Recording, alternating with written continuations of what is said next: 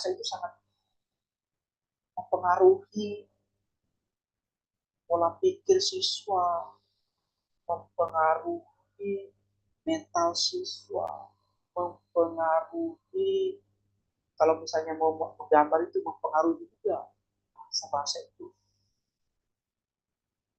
sangat penting banget. Makanya terus belajar dan terus belajar. Ini contoh nih sini ya, misalnya menggambar ibu. Pada suatu hari di sebuah desa yang sangat tentram dan damai, hiduplah seorang anak perempuan yang bernama Sari. Nah, ini mungkin siswa suruh ngegambar nggak apa-apa nih, ya, di kelas tinggi mungkin nih, nah, suruh gambar aja. Sari hidup bersama ibunya dan ayahnya baru saja meninggal 2 minggu yang lalu. Suasana berkabung masih terasa. Nah ini mungkin di kelas tinggi, Bapak Ibu mungkin di kelas 6 SD atau 5 SD. Karena bahasanya sudah bahasa tinggi. Itu ya. Saat ini Sari duduk di kelas 1 sekolah dasar. Ibu Sari merasa kebingungan. Ya, kebingungan bagaimana cara menghidupi dirinya dan anaknya. Beberapa bulan kemudian Ibu Sari memutuskan untuk merantau ke sebuah kota bersama anaknya dengan berharap dapat pekerjaan. Nah, beberapa minggu kemudian, buat di sini ada dialognya juga, Bapak Ibu, biar hidup. Ya. Ibu, aku kecewa dengan ibu. Kata ibu kita akan hidup bahagia di sini, tapi ternyata tidak. Sabar ya nak. Nah, terus habis itu dibuat berlari. Ya, pikir aja berlari begitu. Ya. Saya kemudian berlari meninggalkan ibu. Ya Allah, lindungilah anakku.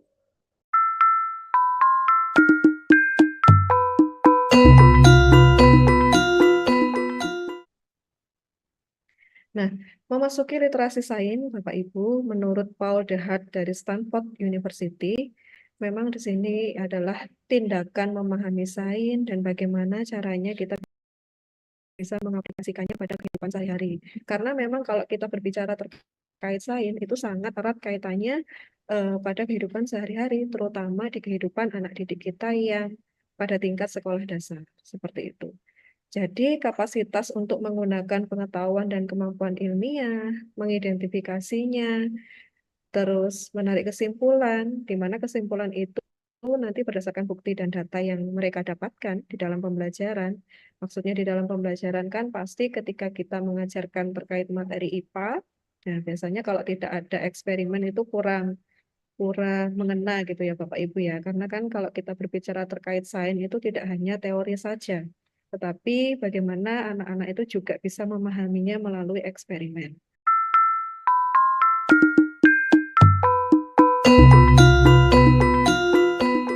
Profil pelajar Pancasila ini memang ditujukan kepada siswa kita, kepada peserta didik, kepada anak didik kita yang ada di sekolah begitu. Nah, profil pelajar Pancasila itu apa ya namanya? Perwujudan lah Bapak Ibu ya, perwujudan dari pelajar atau siswa-siswi kita yang tugasnya adalah di situ belajar sepanjang hayat.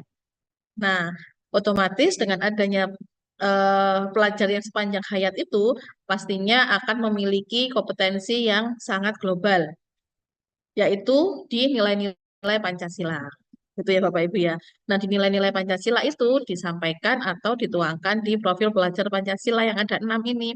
Ada beriman bertakwa kepada Tuhan Yang Maha Esa dan berakhlak mulia ya Bapak Ibu ya yang pertama. Kemudian yang kedua berkebinekaan global. Yang ketiga ada gotong royong. Kemudian yang keempat ada mandiri. Kelima berpikir kritis. Kemudian ada kreatif dan ada kreatif yang keenam. Jadi ada 6 poin begitu. Nah,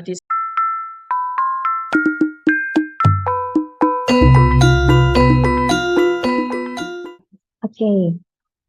Nah, apa sih sebenarnya pengenalan identitas gender gitu ya? Jadi pengenalan identitas gender adalah upaya-upaya nih yang bisa kemudian dilakukan baik oleh orang tua maupun oleh guru-guru di sekolah yang setiap harinya gitu ya sering berinteraksi dengan anak yang juga memiliki peran penting begitu ya dalam menanamkan nilai-nilai dan moral, yaitu mengenalkan identitas atau memberikan pemahaman kepada anak-anak kita terkait dirinya itu apakah sebagai laki-laki atau perempuan, gitu ya.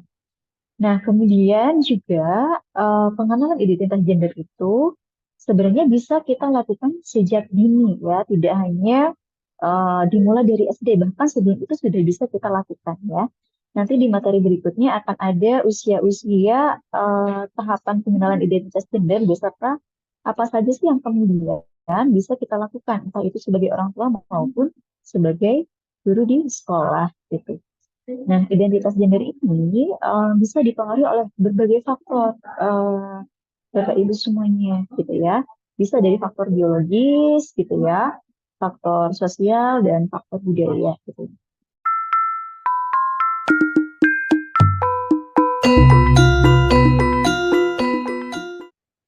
Ya.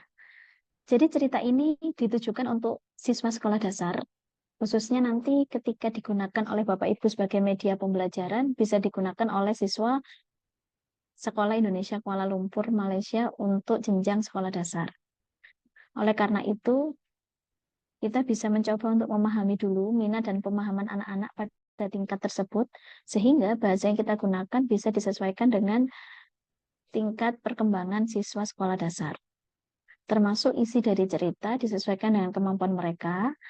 Nah, berikutnya dari segi tema dari cerita ini diupayakan mengandung konsep sains, yang mana kalau tadi sudah diberi contoh oleh Bu Arinta saat materi literasi sains itu tentang fisika, nanti untuk buku cerita bergambar yang kita tulis bersama ini bisa menggunakan konsep sains yang biologi.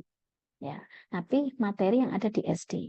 Nanti Bapak Ibu bisa merujuk pada capaian pembelajaran IPAS di SD, bisa fase ABC.